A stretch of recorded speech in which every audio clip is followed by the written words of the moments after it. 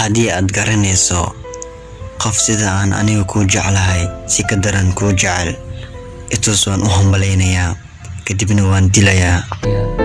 anigaaba diyaar u ahayn inuu jeclaado qof aan adiga ahayn. adiga ka hor anigaaba dilaya qofkaas. waxaan rabaa in aan dhiso dawlad cishqi ku dhisan yahay, adigana aad ka noqonayso boqorad, anigana aan ka noqonayo kuwa waxa jecel midka ugu sareeya. waan ku jeclahay ilaa ay biyaha badda ka qalalayaan iyo ilaa ay keymuhu ka gubtaan. aniga adiga unbaan ku jeclaanayaa.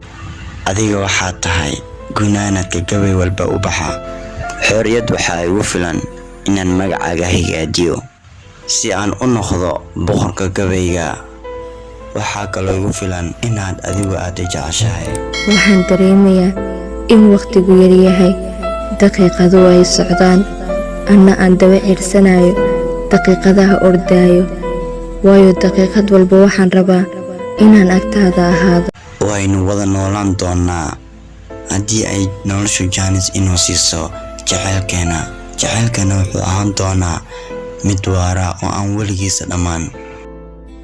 dunida waxa keliya aan ka helay waa adigii jacaylkaaga. adiga ayaana ii ah wax walba.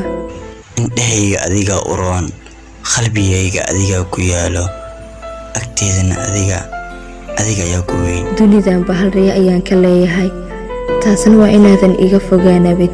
adiga waxaad tahay riyooyinka noloshayda, awoodda jacaylkeena waxaadna ka mid tahay riyooyinkayga.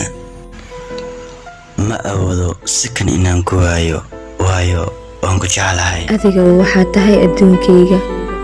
adiga oo keliya ayaana ah dhammaadka wadadayda.